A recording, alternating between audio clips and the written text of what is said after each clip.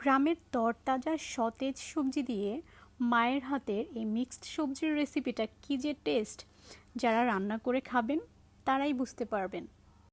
আসসালামু আলাইকুম ভিউয়ার্স, আজকে আপনাদের জন্য নিয়ে এসেছি মায়ের হাতের মিক্সড একটা সবজির রেসিপি নিয়ে। তার মধ্যে মেইন সবজি হলো চাল কুমড়োর শাক। আজকে সবজিটা আমার মা রান্না করছেন, তো এর জন্য প্রথমেই চুলায় একটা প্যানে তেল দিয়ে দিয়েছেন পরিমাণ মতো এবং দিয়ে দিয়েছেন পেঁয়াজ, এবং পেঁয়াজটা ভেজে নিতে হবে বাদামি হয়ে আসা পর্যন্ত। আচ্ছা, এখানে আমরা চাল কুমড়োর শাকের সাথে আর যে সবজিগুলো আমাদের লাগবে সেগুলো হলো, আমরা বরবটি এবং আলু কেটে রেখেছি, তার সাথে এখানে আছে ধুন্দুল এবং বেগুন।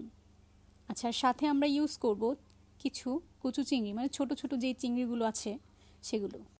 এখন আমরা পেঁয়াজগুলো একটু ভালো করে ভেজে নিব, বাদামি হয়ে আসা পর্যন্ত অপেক্ষা করব। পেঁয়াজে যখন বাদামি কালার চলে আসবে তখন আমরা এখানে অ্যাড করে দিব ধুয়ে রাখা কচু চিংড়িগুলো। চিংড়িগুলো কিছুটা ভেজে নিয়ে এখন এখানে অ্যাড করে দিব কিছুটা পানি। এখন দিয়ে দিব পরিমাণ মতো হলুদ, মরিচ এবং ধনিয়ার গুঁড়া। মশলার পরিমাণটা হবে সবজির পরিমাণ অনুযায়ী। এখন পরিমাণ মতো লবণ দিয়ে মশলাগুলো কিছুক্ষণ কষিয়ে নিব। তারপর অ্যাড করে দিব ধুয়ে রাখা সবজিগুলো দিয়ে কিছুক্ষণ নাড়াচাড়া করে তারপর দিয়ে দিব চাল কুমড়োর শাক দিয়ে সবগুলো সবজি একসাথে ভালো করে মিক্সড করে ঢেকে দিব কিছুক্ষণ। সবজিগুলো যখন একদম নরম হয়ে আসবে তখন খুন্তিটা দিয়ে খুব ভালো করে নাড়াচাড়া করে দিতে হবে। এমনভাবে নাড়তে হবে যেন সবজিগুলো একটার সাথে আরেকটা মিশে যায়।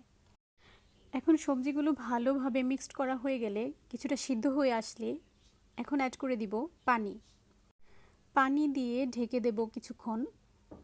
যখন দেখব ঝোলটা মাখো মাখো হয়ে গেছে তখন অ্যাড করে দিব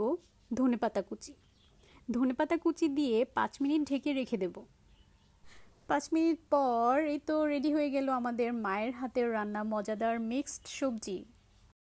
ভালো থাকুন সবাই, আল্লাহ হাফেজ।